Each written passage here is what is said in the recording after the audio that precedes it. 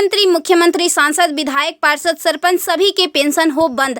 अब विधायकों, सांसदों की खैर नहीं। सुप्रीम कोर्ट में एक जनहित याचिका दायर हुई है, इसे आपके आकलन के लिए भेज रहे हैं। प्रिय सम्मानित भारत के नागरिकों, आपसे इस संदेश को सुनने का अनुरोध किया जाता है और अगर सहमत है तो कृपया अपने संपर्क के सभी लोगों को भेजें और बदले में उनमें से प्रत्येक को भी आगे भेजने के लिए कहें।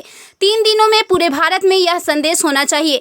भारत में हर नागरिक को आवाज उठानी चाहिए।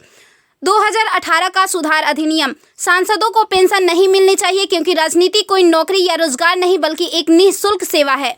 राजनीति लोक प्रतिनिधित्व अधिनियम के तहत एक चुनाव है। इसकी पुनर्निर्माण कर कोई सेवानिवृत्ति नहीं है, लेकिन उन्हें फिर से उसी स्थिति में फिर से चुना जा सकता है। वर्तमान में उन्हें पेंशन मिलती है सेवा के 5 साल होने पर। इसमें एक और बड़ी गड़बड़ी यह है कि अगर कोई व्यक्ति पहले पार्षद रहा हो, फिर विधायक बन जाए और फिर सांसद बन जाए तो उसे एक नहीं बल्कि 3-3 पेंशनें मिलती है। यह देश के नागरिकों के साथ बहुत बड़ा विश्वासघात है जो तुरंत बंद होना चाहिए। केंद्रीय वेतन आयोग के साथ संसद सदस्यों, सांसदों का वेतन भत्ता संशोधित किया जाना चाहिए और इनको इनकम टैक्स के दायरे में लाया जाए। वर्तमान में वे स्वयं के लिए मतदान करके मनमाने ढंग से अपने वेतन व भत्ते बढ़ा देते हैं और फिर उस समय सभी दलों के सुर एक हो जाते हैं। इसके उल्टा जो व्यक्ति अपने जीवन काल में 30 या 40 वर्षों तक शासकीय सेवा कर सेवानिवृत्त होता है, उसकी पेंशन बंद कर दिया जाता है।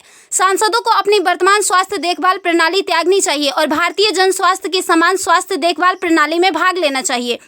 इलाज विदेश में नहीं, भारत में होना चाहिए इनका। अगर विदेश में करवाना है तो अपने खर्च से करवाएं, अन्यथा मर जाएं। मुफ्त छूट राशन, बिजली, पानी, फोन बिल जैसी सभी रियायत समाप्त होनी चाहिए। वे न केवल ऐसी बहुत सी रियायतें प्राप्त करते हैं बल्कि वे नियमित रूप से इसे बढ़ाते भी रहे हैं।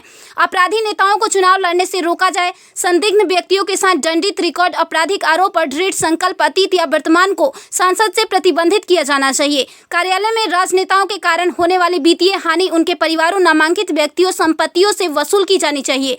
सांसदों को भी सामान्य भारतीय लोगों पर लागू सभी कानूनों का समान रूप से पालन करना चाहिए। नागरिकों द्वारा एलपीजी गैस सब्सिडी का कोई समर्पण नहीं। जब तक सांसदों और विधायकों को उपलब्ध सब्सिडी